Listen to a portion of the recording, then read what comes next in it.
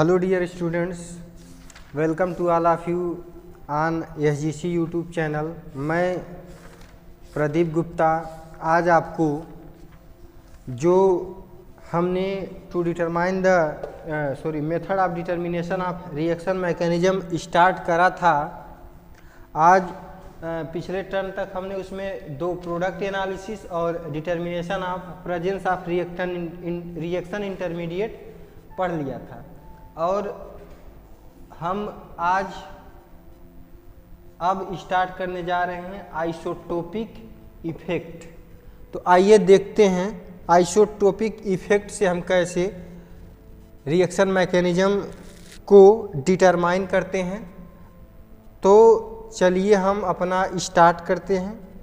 ये कुछ स्लाइड आपको पढ़नी है, देखिए। तो आइसोटोपिक इफेक्ट में हम क्या पढ़ रहे हैं। सबसे पहले आइसोटोप क्या होता है? Same atomic number. ऐसे एलिमेंट्स जिनका एटॉमिक नंबर सेम हो लेकिन एटॉमिक मास क्या हो? डिफरेंट हो। तो उस तरह के एलिमेंट्स को हम क्या बोलेंगे? एक दूसरे के आइसोटोप कहेंगे। तो यह सबसे महत्वपूर्ण या सबसे बढ़िया मेथड है या सबसे बेस्ट मेथड है किसी भी ऑर्गेनिक रिएक्शन का मैकेनिज्म डिटरमाइन करने का। लिखा है कि this is the best method for determination of mechanism of reaction और and by this method mechanism of number of reaction determine. आजकल मॉडर्न टाइम में किसी भी केमिकल रिएक्शन का मैकेनिज्म डिटरमाइन करने के लिए यही मेथड सबसे सूटेबल मेथड है और यही आजकल सबसे ज़्यादा यूज भी करा जाता है। कहीं भी आप देखेंगे इसी मेथड को लेकर के हैमेट साहब ने अपना हाइपोथेसिस दिया था, जो हमेशा हर साल entrance exam net gate IIT exam में जरूर 4 नंबर 5 नंबर का पूछ लेता है। और फिर इसके बाद लिखा है कि this method based on the fact that chemical behaviour of different isotope. यह जो मेथड है डिफरेंट आइसोटोप के केमिकल बिहेवियर पे डिपेंड करते हैं। यानी कि कह सकते हो आप an element is same but due to their different mass. यानी कि क्या होगा यहाँ एलिमेंट ऑफ एटॉमिक नंबर यहाँ रहना चाहिए। Atomic number is the same. क्या रहेगा? Atomic number is same but due to their different mass की वजह से वो अपने अलग अलग आइसोटोपिक बिहेवियर शो करते हैं। यानी कि यह जो मेथड है यह फैक्ट है यह बेस्ड है कि इस बात पे इस फैक्ट पे बेस्ड है different chemical behaviour of isotope of different element कि उसमें हर आइसोटोप के अलग अलग केमिकल बिहेवियर होंगे, क्योंकि उसका एटॉमिक नंबर तो सेम रहेगा लेकिन मास क्या रहेगा? डिफरेंट रहेगा। जब मास ज़्यादा हो जाए, जैसे देखो 1H1 है, ये 1H1 है और उसी तरह से ड्यूटेरियम का क्या देखोगे? ये देखोगे। तो इस यहाँ आप देखोगे तो साइज थोड़ी क्या रहेगी? बड़ी रहेगी। और यहाँ जब नंबर ऑफ न्यूट्रॉन बढ़ जाता है तो क्या हो जाता है? साइज क्या हो जाती है?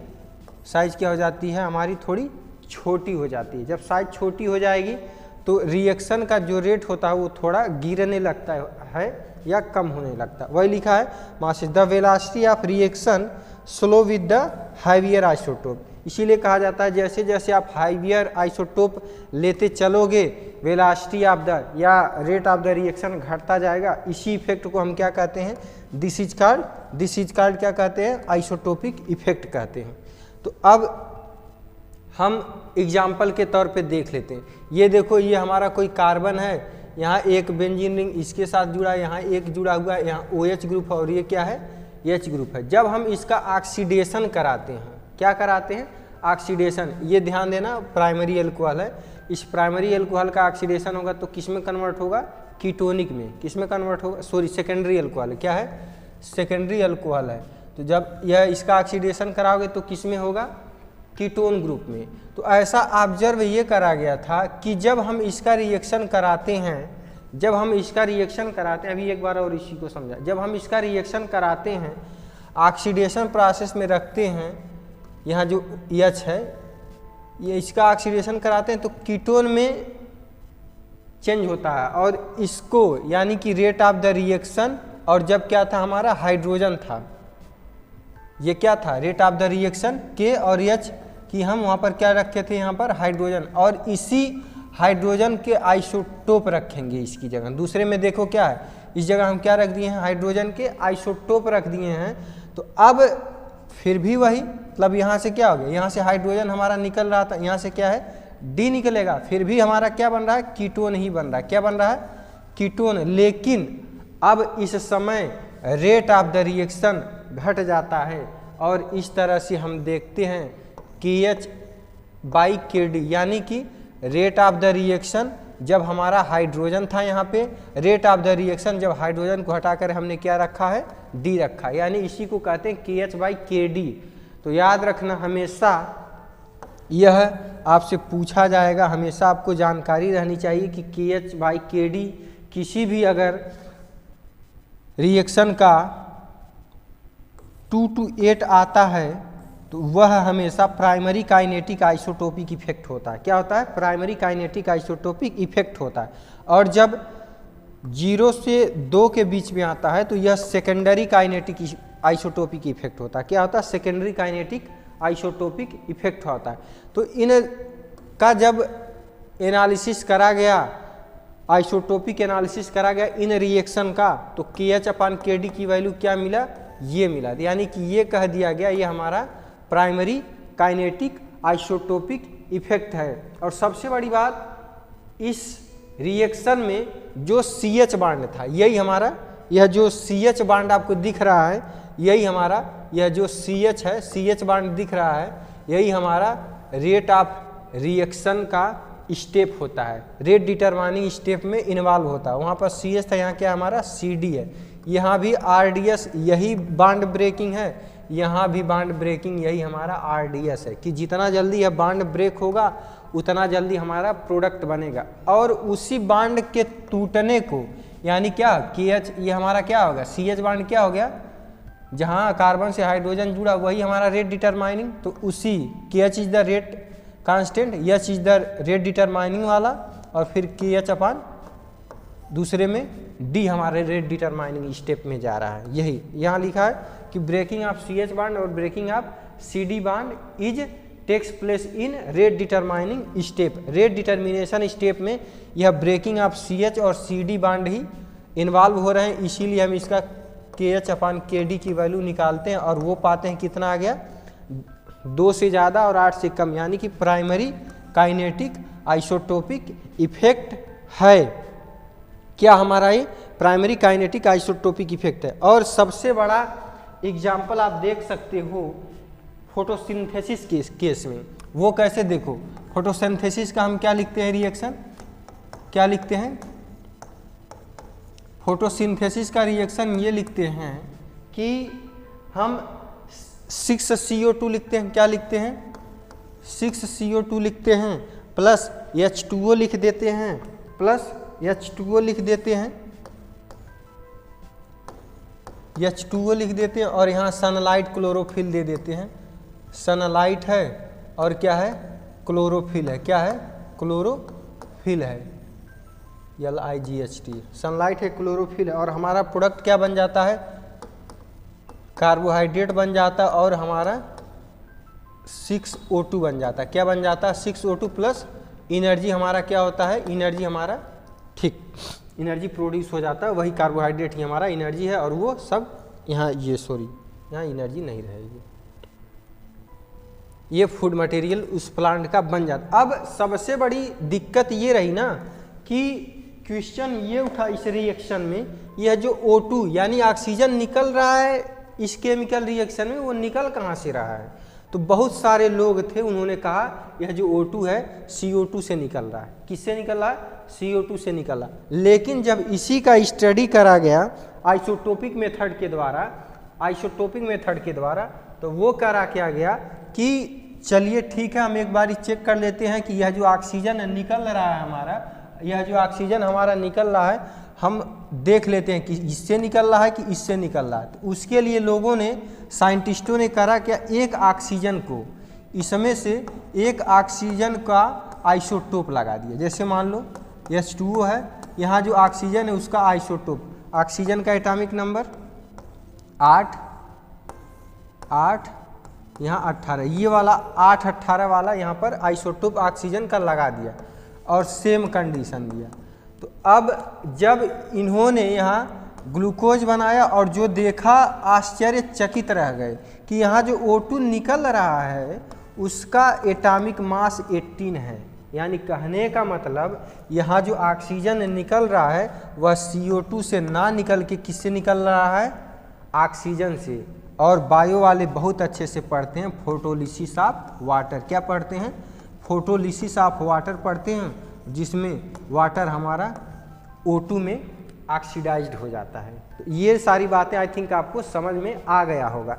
इसी तरह से हम एक एग्जाम्पल और देख लेते हैं।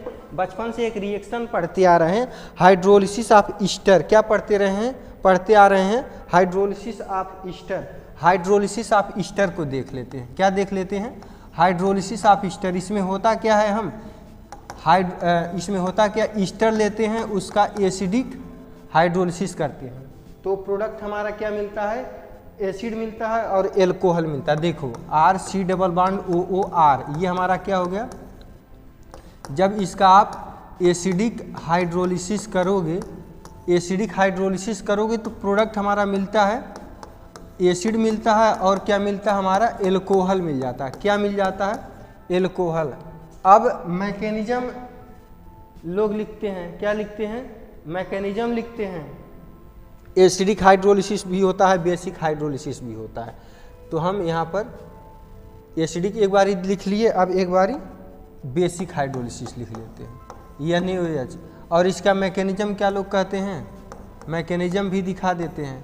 तो अब जो हम मैकेनिज्म में क्या करते हैं, सोचते हैं कि NaOH माइनस था, ये आएगा इस पर अटैक करेगा, मतलब ये सोच रहे थे साइंटिस्ट उस समय, तो अटैक करेगा तो फिर ये यहाँ जाएगा और हमारा ये बन जाएगा, O माइनस हो जाएगा, OH हो जाएगा, ये OR हो जाएगा, फिर ये नीचे चल जाएगा ये, और ये RC डबल बॉन्ड OH हो जाएगा, प्लस हमारा RO माइनस बन के जो वाटर यहाँ से हाइड्रोजन निकला है, यहाँ से मतलब वाटर से हाइड्रोजन लेकर के एल्कोहल बना लेंगे। तो अब क्वेश्चन माइंड में सबके चल रहा था, लेकिन कुछ वहीं पर लोग क्वेश्चन ये उठा दिए कि ये बताओ तुम, यहाँ ये बताइए आप कि हम जो हाइड्रोलिसिस ऑफ द ईस्टर करा रहे